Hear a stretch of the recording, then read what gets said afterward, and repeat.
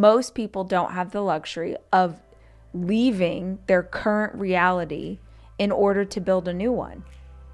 That would be the fastest route.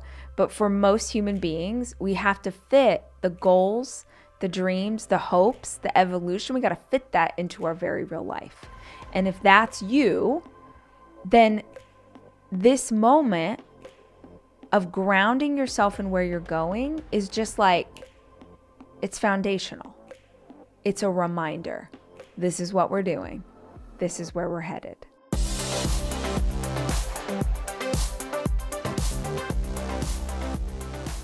Here it is. Here's something. It's always nice when you start by clearing your throat. Editors love that. Let's start with this, guys.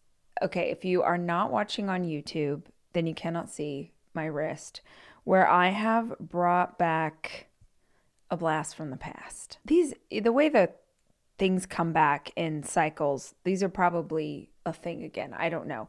But let's say that you're not 40 years old. Let's say that you're like 20 and you're watching this. When I was possibly your age, a movie called Legally Blonde came out. And I know that many of you, even though you're younger, have seen Legally Blonde. But in Legally Blonde, she had this very specific Tiffany charm bracelet thing. And then everybody wanted one. And I wanted one forever, but I was very poor. And my childhood best friend, Kim, bought this for me for my birthday one year. She saved up her money and bought it for me. And, you know, where are my words? Here we go. Here are my words. When I was getting my earrings this morning, I just happened to look over and see this bracelet. And I was like, you know what? If you're going to wear a little schlumpy sweatshirt to record your podcast, maybe you throw on a little vintage bracelet moment and then people don't think you're gross. So here we go. Welcome to the podcast. Welcome to, I guess it's the first time I've done a solo episode in the new studio. Now, this is not a new studio. It's the same room that I have been in all along, but our dear friend Jack came out from California and he helped me set it up. And y'all, we did spend a pretty fair amount of time trying to set this up facing the other direction. And I had this whole plan. I was going to have a guy come out and put shiplap on the walls like I'm Joanna Gaines and make it a nice backdrop. And then halfway through our process of trying to figure out how to do this, I was like, well, what if we just flip it around? We just flip the direction of the camera. We've already got a backdrop that is my very real house. I mean, this is real life. We changed a couple of things, but there's lighting that will not change. That's the big thing. That has been the problem for every video I've ever done is I don't know how to light the room myself. So I was like, Jackie boy, I need you to come out here. I need you to set up some lighting that I will not touch. I will just push a button and turn it on. And y'all, I did it. Today I came out here and I turned on these lights and here we are. I'm still wearing sweats, but by golly, the lighting looks fantastic. So that's where we are with the studio moment. Pretty pumped about that. And I'm gonna stick with a sort of January conversation for today's episode because we can see which episodes are doing well, obviously, at any moment. And you guys are devouring anything that's goal setting, habits, productivity, which makes sense. It's the first month of the year. We're excited. We've got some things in front of us that we want to achieve. We have some cool stuff that we want to do, and we look for guidance. I am the same way. I am, devouring books and watching YouTube videos and listening to podcasts that sort of give some momentum and some energy and some life to what it is I'm working on. So I thought we would stick with that, at least for the month of Jan. And today, I want to talk about 5 habits that will make you super productive. Now, if you've hung out with me for a long time, you've, I'm sure, heard me talk about 5 to Thrive, which are the 5 daily habits that I do that I think have had the most profound effect on my life and my health and my mental state. These are not those. This is not me repeating my 5 to Thrive habits. This is just 5 things that if you do them every day, I think you'll have the most productive month of your life, straight up. I really want some coffee. I was trying to wait until this episode was done, but I want it now.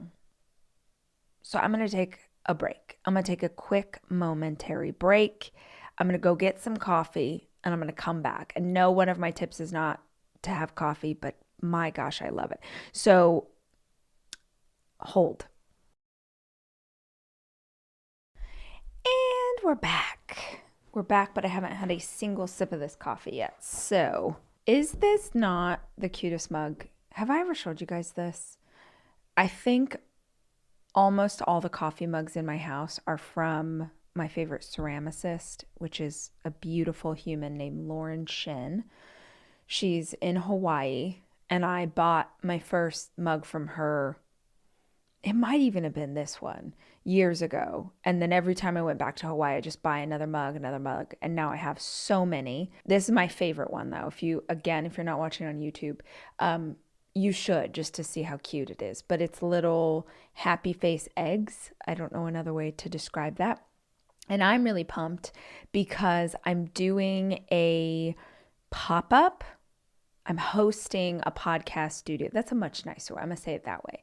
I'm hosting a podcast studio at South by Southwest this year because I'm in Austin, Texas, and South by is so cool. So I'm going to do this thing. And I reached out to Lauren and I was like, hey, can you make mugs for all my South by podcast guests? And she's doing it and they're so freaking cute. So if you are one of those people who is coming through the studio, you're going to get some really good swag, but it's all like my favorite things. It's like my version of Oprah's favorite things.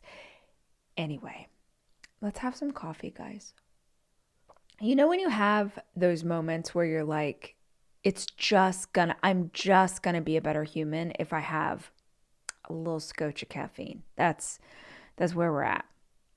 I am, as always, trying to be conscious of how much coffee I'm taking in. And that means you have to you guys do this where you're like, treat yourself with it, where you're like, okay, we're going to be really good. You get to have one more cup of coffee because I had one this morning. And then I'm like, okay, one more cup of coffee today. And I was trying to pull it out a little. I can't. I need it now. You guys are here for productivity tips, probably. So you're like, this is a waste of my time, except it's not. Because actually, we potentially going to edit all of this out. Maybe it'll stay in the YouTube because that's sort of interesting. But as I'm going to discuss, productivity is about getting the things done that you need to get done.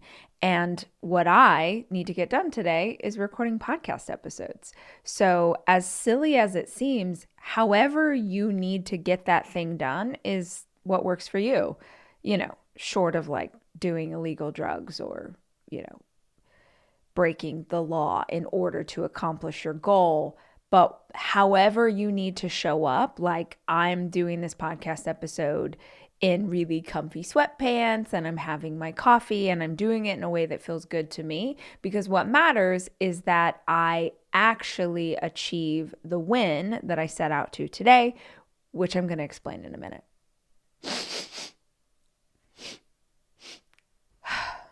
No, I didn't do cocaine. I just have a runny nose. I've actually never done anything. I've never had any. Yeah. Oh, well. I've had marijuana, which I sound like a 50-year-old narc that I just called it marijuana. Obviously, I've had weed. And I've had ayahuasca, which I'll tell you guys about later. But other than that, I have never had illegal drugs. So, yeah, I'm already feeling better. This hits me so fast. Here we go. Okay. Productivity. Let's talk about it. There's so much information that exists out in the world to give you ideas for how to be more productive. And I hope that as you are taking on any information, you're sifting through and you're figuring out what will be most effective for you. When I was younger, I had no idea what would be effective, so I tried everything. I'd try everything for a week or two, implement it into my life, try out a habit and see, was that effective? Did that help me? Did that make me feel worse? And I will also tell you, I think whenever you're trying something out, you should really only try one thing at a time. It's kind of like if you've ever been building a supplement stack. I don't know if I'm going too much of a pivot here and maybe this won't make sense, but when you're trying to figure out the right stack of vitamins and supplements to have optimum health, you try one thing at a time. So you're like, okay, the doctor thinks I need more B12. So for the next 2 weeks, I'm going to add B12 into what I'm already taking and see how I feel. And then the doctor also thought that you needed iron. And so B12 worked out okay. And now we're going to add in iron. You do it slowly. You do it one at a time so that you know if something is negatively affecting you. If the doctor tells you that you should try 6 different supplements and you start taking them all tomorrow, and all of a sudden your system goes haywire, or something's really hurting your stomach, or your brain fog gets worse, you have no idea what it is because you implemented too many things at once. I think it's the same with really great habits, that we need to know what is helpful, what is hurtful, what to take and what to leave behind. What I'm going to share today are just 5 things that I think make us as human beings more productive and absolutely make me more productive. So I think they're going to be helpful for you. But as always, take what works, leave the rest. I am starting this conversation like halfway down the lane, meaning I assume that you already know what you want to work on. Let's say you want to work on getting promoted. Let's say you want to work on your side hustle. Let's say you want to bring in $100,000 this year. Last year, your business only brought in $75,000.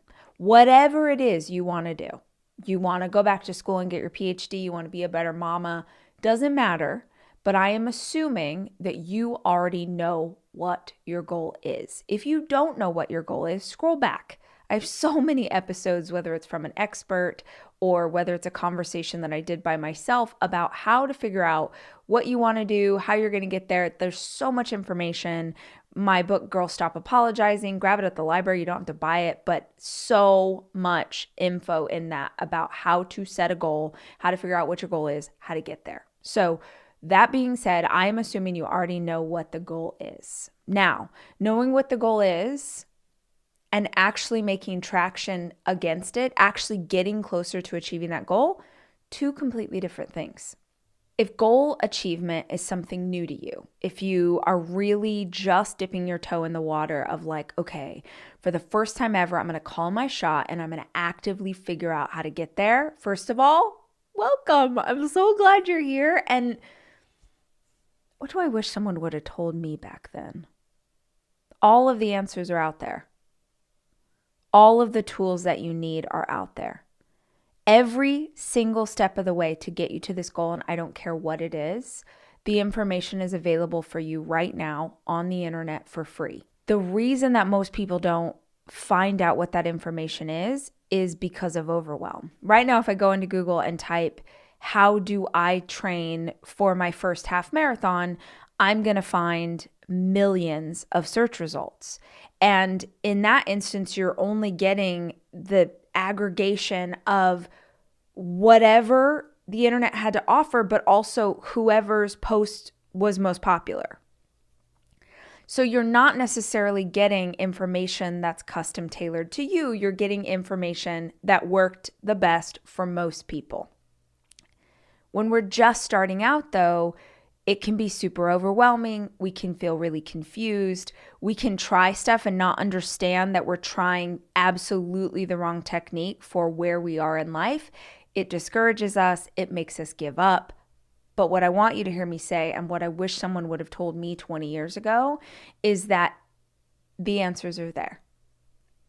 Not, at this point, nothing is completely untried, untested. There's always going to be advice or wisdom or things that you can model, even if it's a totally new technology, even if it's something that we've never seen before. Even then, other people have done similar things to get some kind of result, which means there are ideas for you to try. Yeah, and also, I'm glad you're here and I'm glad you're trying, because if you are trying to achieve a goal for the first time, my instinct is that, like me, you didn't grow up in a family or an environment where that was celebrated or taught or guided in any way, which means you can kind of feel like you're out here, you're over your skis, you don't really know what you're doing, and it's exciting and it's a little scary, and we don't always find community who gets what it is we're trying to do. So yeah, welcome. I'm glad you're here. Here are some ideas. So first things first, let's start with a goal. I'll give you an example so that we can use it throughout. Okay, here's an easy one. At the end of this month, which is about a week away, it's fine, I have to turn in my next book. I have to. I was supposed to turn it in at the end of last month. And I've done this before stupidly, like never tell an editor that you will turn a book in at the end of December. That's just dumb. There's too many things going on. There's too many holidays. It's too hard. So like, as I got towards the end of December, I was like, guys, I need till the end of January. They said, fine, but I also can't miss a second deadline. So my next book due in about a week. And there's a lot of writing and a lot of editing that needs to happen by the end of the month. So I'm going to use that as my goal to explain to you what my process looks like for incorporating these habits into my daily life. Think of the goal that you have in mind. In my instance, it's turning in a finished book, having my next book done and finished. I want you to think of something visual. I want you to use your imagination and think of almost like a still frame of a movie, of something that represents you having achieved that goal. Now, it's not just the image of like, here's me sending an email to my editor, hey, here's the first pass of the manuscript, check it out. What I want you to think of is a visual that gets your blood pumping, that gets you fired up, that gets you excited, that something about it makes you go like, oh, damn, okay, yeah, that's the sexy version of this goal that you have. I don't mean that the goal is dressed up in some lingerie. I mean that it's sexy, it like excites you, whatever it is. Maybe it's that you have, you want to make a certain dollar amount at your business this year. And that dollar amount to you, maybe you imagine literally the visual of you opening the banking app on your phone and seeing that amount of money in your bank. Maybe the visual to you is you made that amount of money, and so you're going to go take your wife to the nicest restaurant in town. You guys are going to order the great bottle of wine. You're going to get the tomahawk steak that they got to wheel over on the special table. Like, you're going to do something bougie. You're going to be bougie bitches because you achieved this goal. You made this amount of money. You did the thing. Maybe the goal for you is that you go back to college, you get this degree that you always dreamed of getting. And the sexy image you give yourself is the moment where you're shaking the dean's hand on stage. Or maybe you're a little bit petty. Maybe the vision that you have is the picture that you're going to post on Instagram of you getting this degree, and you imagine your, sister sees it, that she was always the high achiever and she always put you down, she always bullied you, whatever. And so even if you never talk about it with her, you just have this vision in your mind of like what it's going to look like when you achieve this thing. I'm not in your brain with you. Nobody gets to judge your visualization. Whatever it is though, it's got to like hype you up, because thinking about something is not enough. We have to attach emotion to the vision that we have. We have to attach emotion to the goal. Emotion will keep us going when we've lost the willpower, when we've lost the momentum, when people are like, oh, I don't feel motivated. It's because you don't have any excited emotion attached to this thing. Now, lots of people find it effective to use a negative visualization, like they imagine the worst case scenario. They imagine what happens if they don't achieve this thing, if they don't make this amount of money. I feel like that kind of mentality kind of pulls me back down into an old, really negative way of thinking, and I don't love it. I've learned over time that I can create just as well, if not better, from a place of love than from a place of fear. But I also have been doing this for 20 years. So if you're early on and you need some anger, you need to get fired up to like make yourself go, okay, do what works for you. I'm not going to judge it. But all I'm saying is you need a visualization that represents the achievement of this goal to you. Because that image is the basis for every habit that I want you to try for the rest of the day. That image is what is going to give you, it's like the shot of adrenaline, like in Pulp Fiction when he like stabs her in the chest, a shot of adrenaline and like gets her going. That's what this is. That's the like, oh yeah, that's where I'm going. That's what I want to do. That's what's happening. As a point of reference, I love a morning routine. I've talked about it endlessly. I hope each and every one of you have a fantastic morning routine that makes you feel really good and sets you up well for the day. I like to pull this visualization into my morning routine during a meditation. Just as a quick side note for any of you who kind of want to know how I break it down, when I wake up in the morning, I really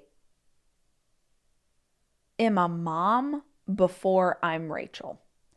And I just kind of think that's a season of life that I'm in. I have 4 kids. The oldest is 16. The youngest is 5. And when I wake up in the morning, I'm not really thinking about like me personally, like, oh, I want to go do these things, because I know I have this window of time in the morning where the kids really need me. Meaning I get up, making coffee, doing the things, have a little moment, maybe do some journaling, but then I'm making lunches, I'm making breakfast, there's snacks and water bottles and making sure everybody has their stuff and getting everybody organized so we can get out the door. And I have that time period that really is, I'm just like mom before I'm me. When they were a bit younger, that wasn't the case. When they were a bit younger, I could get up at 5 and I would have this hour and a half to work on my next book, to work on goals and dreams, to go get a workout in, to do that. And I cannot recommend it enough. I don't really know what it is about this season other than when they were younger, they weren't all involved in so many activities. And now they all have so many things. And I want to make sure that they have everything they need for school, that, we've got the permission slip signed and the homework's here. And it's really important to me because when I was little, that wasn't important to my parents. I was very much raised myself. It's fine. It is what it is. I am the human I am because of that experience, but I hated it. I remember being in elementary school and never having the permission slip signed and never having my homework. And, I had to make my own lunches because both my parents worked. They were gone. That just was what it was. And I would have like weird lunches because I was little and I didn't really know how to like pack my own lunch. Like I hated it. It was embarrassing for me. So my kids are only this age for a short amount of time. And while they're this age, it's important to me that the morning right now, at least, is about them. In the summertime, that's different. On a weekend, that's different. But during the school week, that's the honest truth, is I'm their mom before I get to be myself. But once we're out the door, once people are at school, once all of that is done, then my Rachel life can start. And what it typically looks like, at least right now, is getting a workout in, just going out. I have a, garage gym set up out there. Sometimes I go to the local gym. Like if it's freezing cold, I'm such a weenie, I'll go over to the local gym and like get a workout in there. But for the most part, go out to the garage gym. Workout takes about 30 minutes. This is not one of my productivity hacks, but it honestly should be. To move your body first thing in the morning for 30 minutes, however that works for you, is the best wake up. It is the best way. It's like how you can have a single cup of coffee and go is like you moved your body. You listened to Miley Cyrus's new song. You like jumped up and down. You did what you needed to do. Get that workout in. And then I do a meditation, still sitting out in the gym. This is what it looks like right now. This is where your first hack, your first tip, your first idea is move your body into a meditation, into 15 minutes, 10 minutes where you're getting calm, you're getting calm and centered, and you're practicing gratitude. If you scroll back, I think it's our 300th episode. Yeah, the 300th episode, I did a guided meditation. I have gratitude meditations. You can go listen to one. You can do it with the sound of my voice, or you can just go listen to like cool, vibey music. And just, for me, it's thinking of things I'm grateful for, putting myself in that moment. Again, this is attaching emotion to the process, making myself feel really good, being reminded that God has my back, that the universe has my back, that goodness is happening, that I'm surrounded by love. And then I go to the visualization. And this is really simple. It's just imagining what that's going to feel like. It's seeing in my mind what it will be. For me, it's not having the book turned in. It used to be when I was way more of a people pleaser and way more of a newbie author. It was enough for me to imagine the thought of an editor getting a manuscript for me in email. Like, that was so exciting for me. So that was enough. But today, I need something a little bit more exciting. So it's the image of me holding that book in my hands. And actually, I've read and heard Dr. Wayne Dyer talk about this a lot, where he would have someone print up a fake cover of the book he was working on. And he would like wrap the cover around an existing book and he'd sit it up in front of him so that the whole time he was writing, he was looking at the image of what it was he was trying to create. It's a huge part of manifestation is, can you keep in front of you in your mind what it is you're working towards? So this visualization is just this moment to like remember what all of this is for. Because I would love it if the only thing that I had to work on today was like my goals and dreams. But I have a real life just like you have a real life.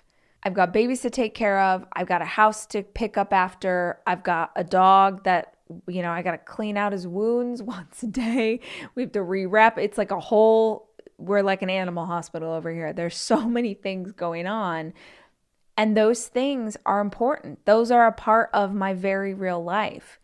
Yeah, it would be amazing. Like I always see these memes and stuff on Instagram where like these bro feeds are like, disappear for 9 months, put your head down, do the work, see what happens, or some crazy thing. I imagine they're speaking in that voice. It's just typed. But that's not the point. The point is that they're like, fall off the grid, do nothing but focus on your goal for the next 9 months. That would be very exciting. Brad, that'd be so exciting.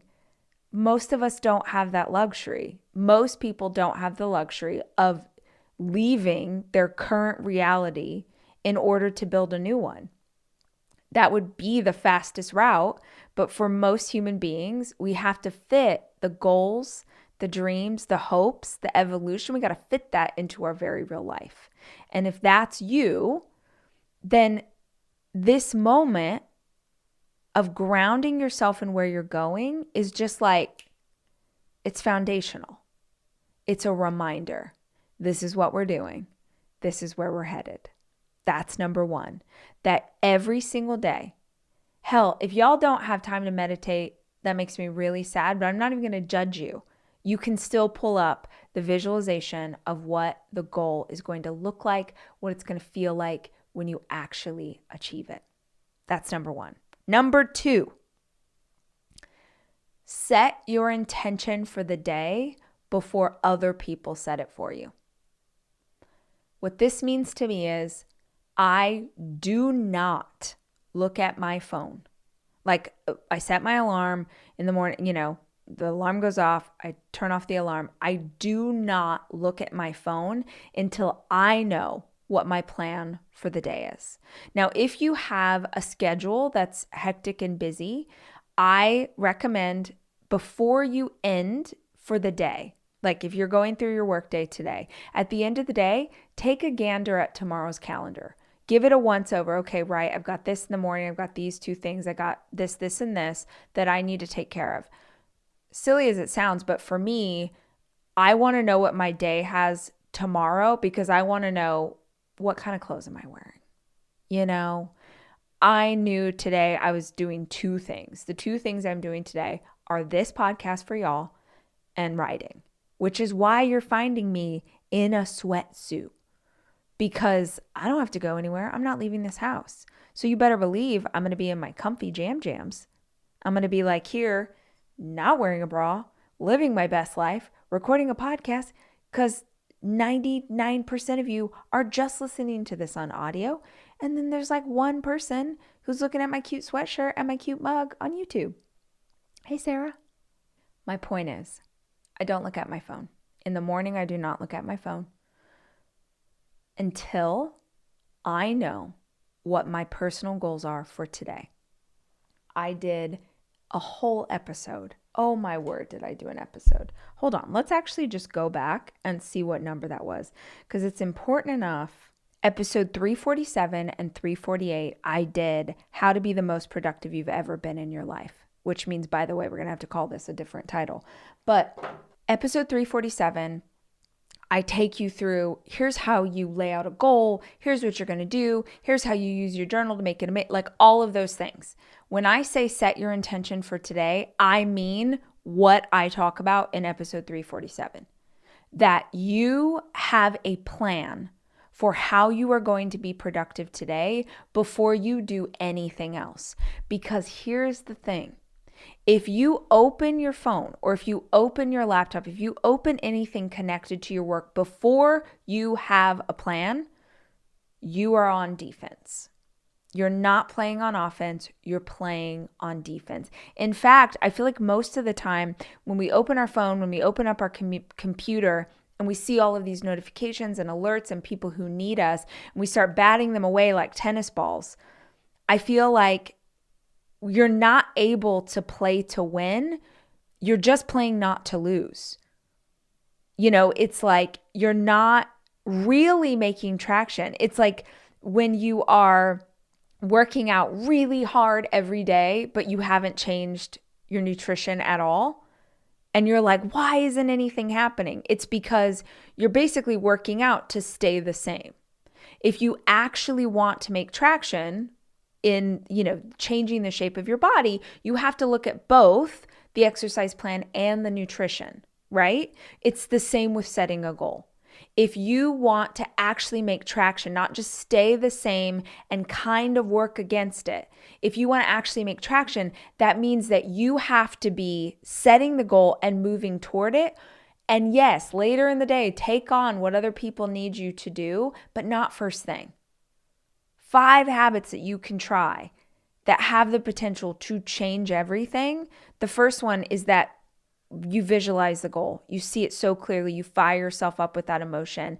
You remember why you're working this hard. The second thing that you do is set your own intention before someone can set it for you. Not only about what you want to achieve, but how you want to achieve it. Meaning, how are you going to show up in this day? How do you want to interact with your kids? How do you want to interact with your partner? How do you want to do what you are about to do? It doesn't take that long to be intentional. It just takes slowing down. And most people won't do that. It's actually, if we want to habit stack this, I would do the morning movement into the visualization, into setting the intention. It's that fast. Like, okay, right, I have these 3 meetings. I'm going to show up yep, good. Okay, now I know what I'm doing. The next thing I want you to try is 3 big wins. What are 3 big wins that if you achieve these things this week, you would move your goal so much closer to where you want it to be? Now, let me tell you right now, big wins, needle moving, traction gaining wins on your goal, very rarely sexy. They are not sexy like the visualization. And most people will try and make the wins feel sexy so that it's fun. We're like, oh, let's go down. Let me grab coffee with someone and we're going to talk about the goal. Let me create a Pinterest board so I have, a beautiful visual aid of the goal. Let me, do a manifesting meditation so I can see really clearly for the 57th time in great detail what the goal will be. Those are all really fun. And I love that for you as a treat, as something to do later, but acknowledge that for what it is. That's not the work. That's not the work. My wins this week are recording podcasts and writing words. That's it. It's not sexy. It's not fun. It's not, I want to go hang out with somebody, and it's not networking. It's recording podcasts and writing down words. And the writing down the words one, that is just a punch. That's a punch in the balls. And I don't even have balls. It's a lot. Because I think most of the work that actually gets us closer to our goal is lonely. And it's hard. And it's a slog. But I said this the other day. I did an episode about comparison. And I said this then, and I will repeat it for you now. We know the work we need to do. We just don't want to do it. But I am convinced that almost all of us know exactly the next right step. It's just that the next right step is not very fun. So when I tell you that it would be very helpful and it will push you closer to where you want to go, if you can identify 3 big wins this week, I just want you to know in advance that those wins probably going to suck a little bit. They're probably going to be a bummer. They're probably going to be crap you don't want to do and crap you've been putting off doing for a very long time.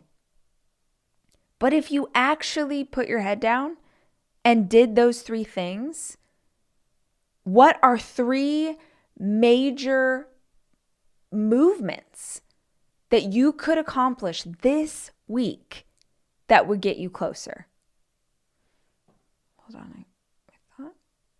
Oops. Okay, we're going to take a break. Welcome back. We've done it.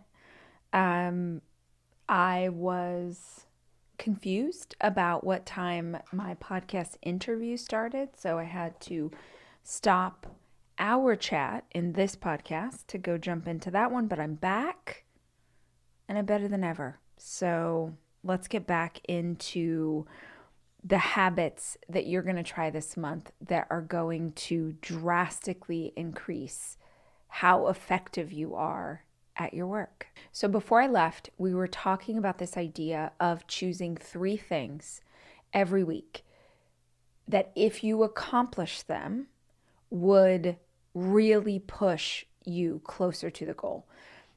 For years, I've talked about the idea of creating a results list or focusing on the results versus the to-dos. The to-dos are endless. Like, you can come up with a million different things that you want to do to work against the dream that you have. But if we look at to-dos, we tend to knock off the elements on the list that are easiest to achieve or that we enjoy the most.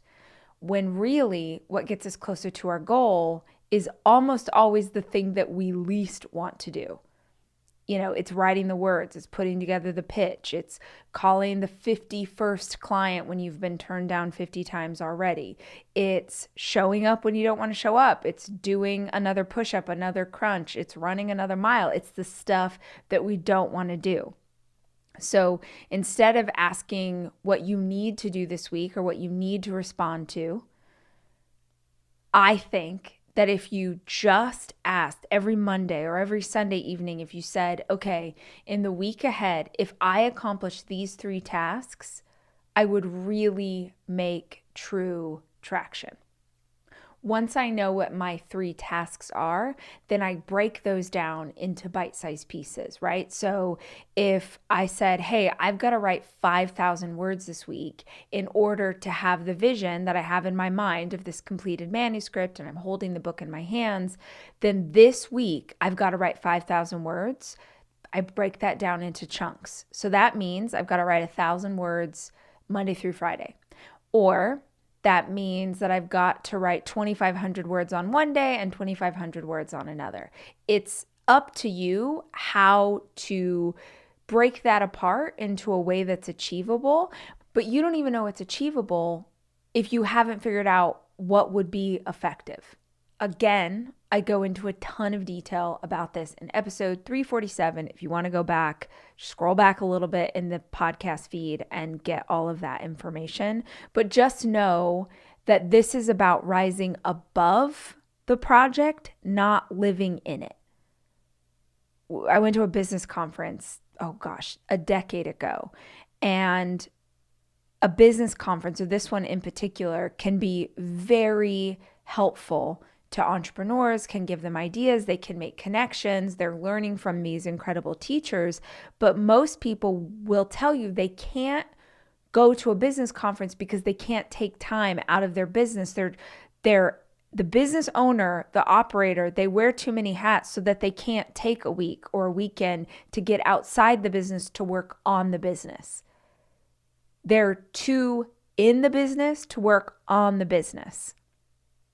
But the only way that you're actually going to affect real change is to look at it from 50,000 feet. If you listen to episode 347, I say to look at the project like as if you're on a skyscraper looking down at the city. So this is okay, what are 3 things that would really be effective? Now we know what those are. Now we've broken them into pieces. The next habit I want you to adopt is timed focus. Timed focus. I literally want you to set a timer on your phone where you are uninterrupted in pursuit of the 3 things that you said would help you achieve your goal. So for me, this looks like 90-minute chunks. When I was earlier in my career, I couldn't stay on task for quite that long. It would maybe be 30 minutes, built up to 45, built up to an hour. Now it's about 90 minutes. And the reason I say timed focus as opposed to focus is timed focus has a lot of psychological hacks that help you accomplish more regardless of how much time you're setting aside. So if you've researched flow at all, being in a flow state, if you haven't researched that, please do read the book, go watch the YouTube video. But when we're in a flow state, we can accomplish something like 5 times as much than we would when we're not in a flow state. Flow state is when you're not even really conscious of what you're doing. You're just getting stuff done. Time acts funny in a flow state. Sometimes people will describe it as it feels like years have passed. Sometimes people will think that it's been 15 minutes. They'll look up, it's been 9 hours. A flow state is when everything's just working for you. The highest level athletes, Olympians, they exist inside of a flow state. And The beauty of a flow state is that you can hack it. That's why I'd love for you to go watch. There's a YouTube video, and I'm spacing on the guy's name, but he's done a ton of research into this, and he gives you ideas about how you can hack a flow state. But some of the things that create a flow state are a deadline. Having a deadline, having a short period of time that you have to accomplish a task inside of can push you into this state. So I've found that if I time my focus, I know, okay, I've only got 90 minutes. It's like right now it's 2:03. At 3 o'clock, I got to get the kids, right? So I have 57 minutes to accomplish all of the things that I need to do today before kids come home from elementary school. So that means okay, we've got stuff that we need to do. We've got to be efficient. We've got to get it done. And this is the energy that I want you to bring to timed focus. Try 30 minutes if 90 feels too long. But for 30 minutes, I want you to shut off all distractions. Turn your phone over, put notifications on silent. Get yourself into a space where you will not be disturbed. Put on headphones if you need to, and just do the work. This might be my theme for this year. This might be the thing that I just tell you guys over and over and over and over, because the level of distraction that exists in the world has never been greater. And you're not made of stone. You want to watch a puppy video on TikTok. You want to look at a beautiful, performer on Instagram. You want to do, of course you do. You're human. And you're human, and maybe you're tired, and maybe you want a break or whatever, but you're like, no, I've got to get these tasks done. This is what's going to help me create the vision that I have for my life. Fantastic. I don't believe that you need to run yourself into the ground. I don't believe that you need to work for 20 hours a day, but I do believe that if you just set a schedule against some really focused time where you are uninterrupted, you will be amazed at what you can accomplish. What I would love to suggest to you, this is not an ad. It's going to sound like it, but this is just a real thing that I use. My boyfriend got me onto this. So there's an app. He told me about it 1,000 times. Like, he was like, you should get Brain FM. Have you gotten Brain FM? You should get Brain FM. And I was like, I don't need that because I can listen to like vibey meditation music on Spotify. I don't need this thing. I finally was convinced when we were maybe in LA, and we had both just had, work was crazy, and we had dinner plans with friends or work associates or something. We had dinner we could not miss, and we were both so tired. And we didn't want to have coffee because it was like 4:30 and we needed to leave in like an hour or something. And so he was like, oh, there's this thing on the app I keep telling you about that it like recharges you. So there's all these different, how do I even explain this? There's all these different, again, this feels like an ad. It's not. It says select a mental state. So it's like focus, relax, sleep, meditate. And he told me about this one, which is under relax, which says recharge. And I'm going to sound like such an idiot right now, but they're like these, it's like music, but it's set to work with your brain waves to like help you relax, help you focus, help you chill, help you fall asleep. There's all these different things that you can do on the app. But in this one, he was like, let's do a recharge. And we both put in our headphones and like connected it to his phone.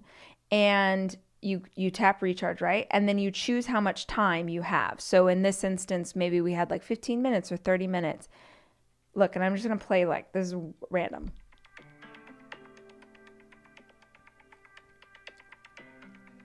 But there's something about the music and how they've set it up that it works with your brain to do the thing. You're like alpha waves, beta wave, gamma wave. I don't know. I'm making up science right now, but I'm just saying he got me into this app with this recharge thing.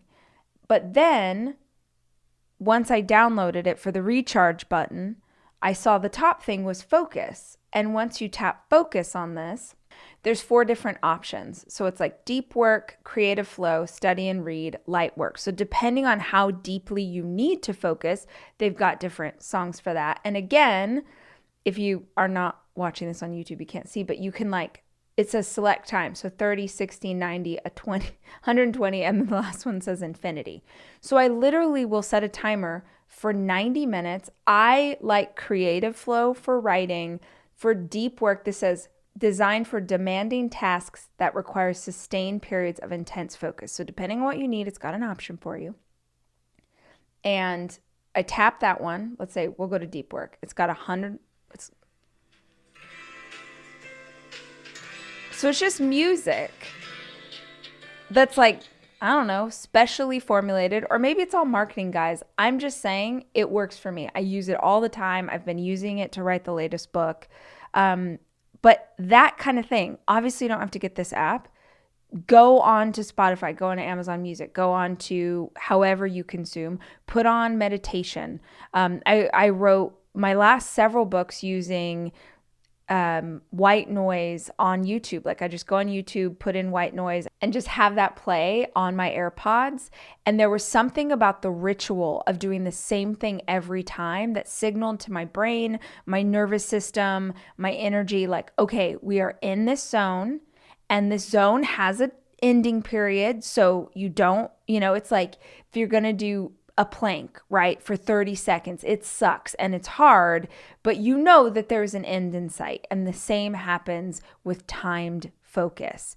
So in a perfect world, you'd chunk out timed focus segments throughout your day. But y'all, even if you can only get one 90-minute, one 30-minute, 1 hour, if you do research on flow state, you'll understand that just being in that state or pushing yourself into the practice of this, you will accomplish more in less time. So at least one period of time that you are focused in, you are not distracted, and you are working against the goals that you set up earlier in the day.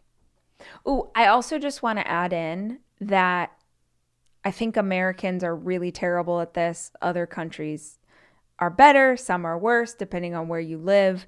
But if you have just accomplished your time focus, whether it was 20 minutes or an hour and a half, you were laser focused in, you did your work, you got the word count, you did whatever you needed to do, and the music stops or the alarm goes off or you have some indication that it's time to get up, get up. Get up from the chair that you are in. And what I said was, I think of it like the word SWMS, SWMS. For me, if I've done 90 minutes of time, the first S is scenery. I want a change of scenery. I want to get up. I want to go to a different room. For me, I try and get outside, put my feet on the ground. If I'm in a space where I can't do that, I will literally just change the room I'm in. If I'm on an airplane, I'll just get up and like go to the bathroom or do something to change your scenery. It doesn't have to be for an hour. It can be for 60 seconds. But it's really important for your brain to have a break from what you were just doing. So SWMS, S, scenery, W, water. Chug some water. I hope you're all on the water bandwagon. You're staying hydrated. I've said this 1 billion times, but if you want to hit your water drinking goals for the day, it's not by sipping. You can't occasionally sip a bottle during the day and get where you need to go.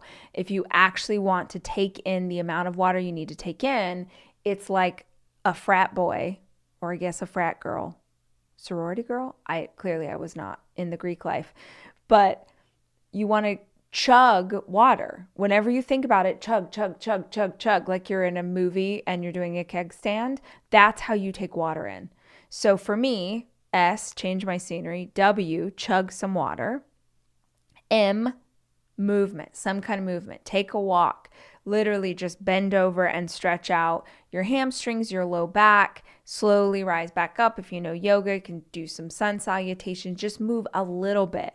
Stand in place and kind of dance around. Do the hokey pokey. It doesn't matter. You're just sort of getting the blood flowing in a way that's natural and good for you. It's not going and having your 10th cup of coffee. SWMS, SWMS. The last S is a snack. Oftentimes, if I've gone 90 minutes, I tend to try and keep my blood sugar up throughout the day, especially when I'm doing a lot of really focused work or when I'm on, like I'm, being on camera, just requires a lot. So I'll go have a handful of almonds. You know what? And I know. When I used to hear people be like, I'll go have a handful of almonds, I'd be like, shut up. Nobody wants a handful of almonds. You're right. Even I don't want a handful of almonds. But in this instance, that snack I'm having is more like brain food. I'm trying to keep my blood sugar even. I'm trying to sort of have a nice mellow bridge from breakfast to lunch or whatever the case may be. It's not about a meal.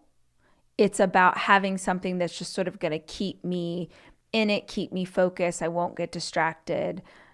Yeah. So honestly, have I had other snacks that are not? Yes.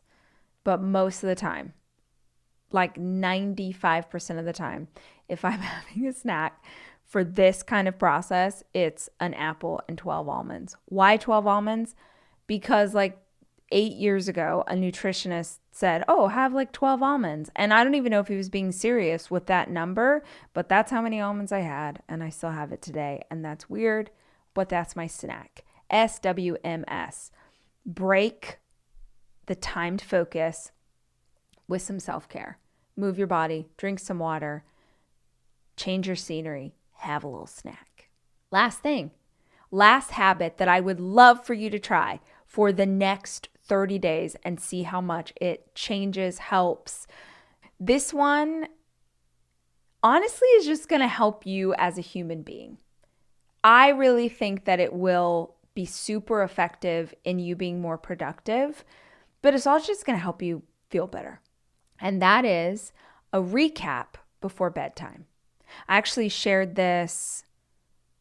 It either has come out or will come out, but I recorded this recently for a quick word. On Mondays on the show, I do these little episodes that are they're less than 10 minutes. It's just like quick little ideas. And I shared this recently, so it's in my mind because I have been doing this and I feel like it's really helpful for me, which is before I go to sleep, like when I lay down to go to sleep at night, I recap and try and find 3 things that I did that I don't know why I like the number 3. Clearly, 3 things for the week, 3 things at the end of the day that I did well. 3 things that I feel like are me being the best version of myself. 3 things that are me keeping the promises that I made to myself. 3 things that are in line with the intention that I set in the morning. And oftentimes it's acknowledging work that I've done that would totally go unnoticed by me. Like that I'll be like, oh, I'm not doing enough. I'm not achieving it. I'm not pushing. I'm not whatever. Because that is my genetic makeup. Like that's how I am. And I have to fight back against that mentality, which is never serving me.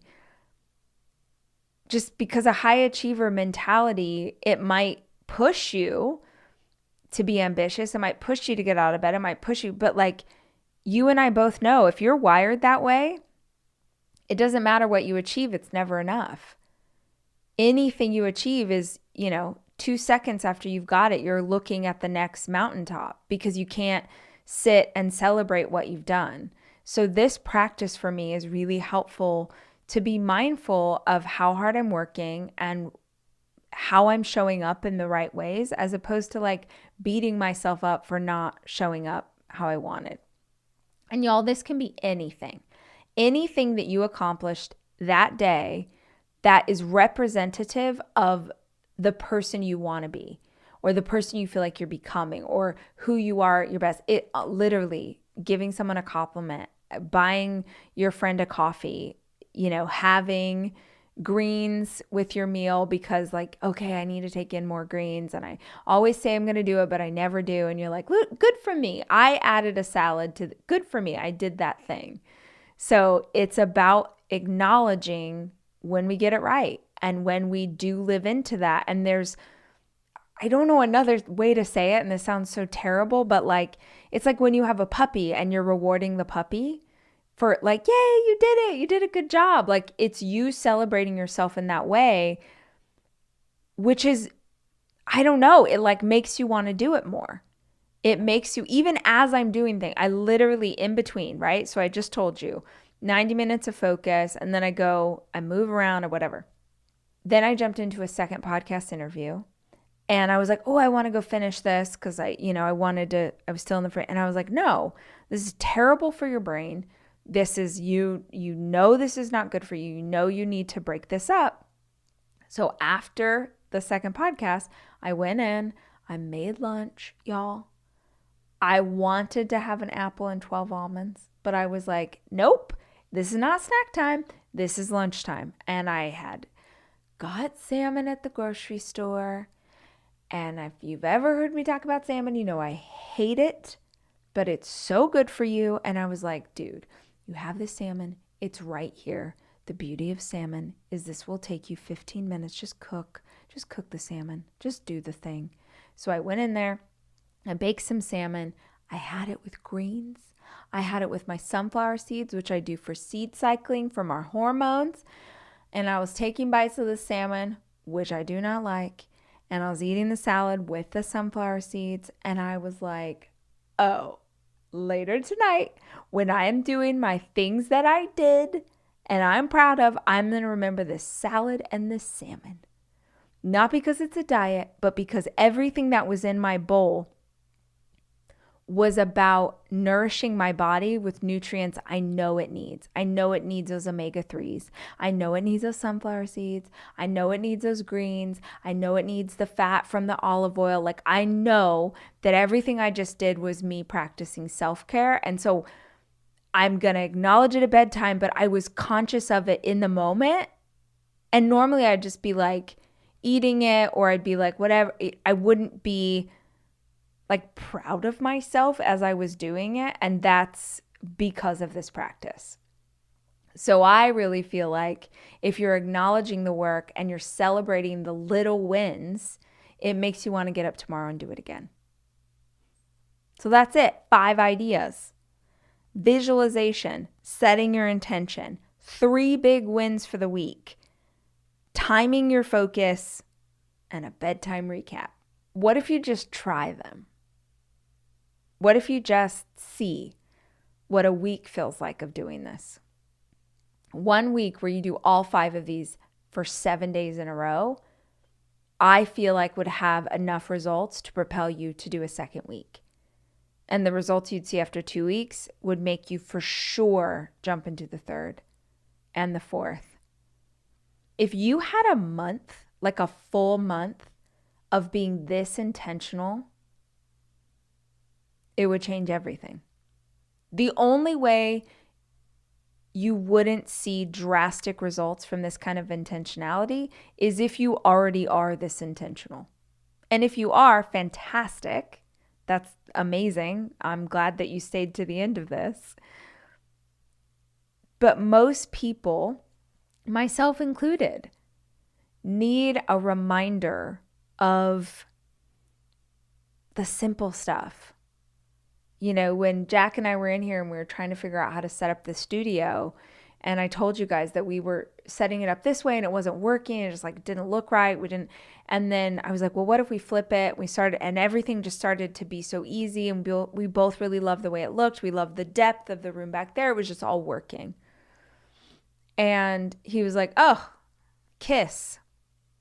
And when he said it, I thought he meant the band. I was confused. And he's like, keep it simple, stupid. He's like, I always have to remember that. Like, just keep it simple. And that's true for any of this stuff we're working on. It's really easy to consume content. But if you want to see results in your life, it's about doing simple things that help push you closer to the goal. If you are still here, I assume that there is something in this conversation that was helpful, and I would so appreciate if you would share it with a friend. Put this on social if you want to do that, or just send it to someone you think could get something out of it. If you are watching this on YouTube, please like the video and subscribe to the channel so you never miss an episode, or share it if that's your thing. Whatever your thing is. Let's just put it out into the world if you think that it's something good. Those were my 5 ideas, which feels like a good way to end our January. It's kind of crazy that we're at the end of January, but here we are. And 2023 it hasn't been easy. Sort of thought it was going to be a little easier than it was. But it's feeling good. It's feeling good. I feel like I'm honoring of myself and taking care of myself and taking care of my family well and showing up the best I'm able in each individual day and being graceful with myself and understanding that, especially if you're a woman and your hormones cycle out throughout the month, you're a different person every day. So every day you've got different gifts, you've got different challenges, and I just sort of am embracing them all. But these sort of tactic, basic, simple things are really helpful for me to achieve the stuff I'm working on, and I hope that they have been helpful for you. I'm Rach. I love hanging out with you guys. I will be back soon with more, and until then, remember, I love you, and I'm rooting for you. You're going to have to push yourself outside your comfort zone, and you're going to have to do things that seem scary. So for right now, don't even try and figure out how you're going to do that thing, how you're going to get the courage to pick up the phone and call that person. Just say, if I believed in myself, what is the action I would take?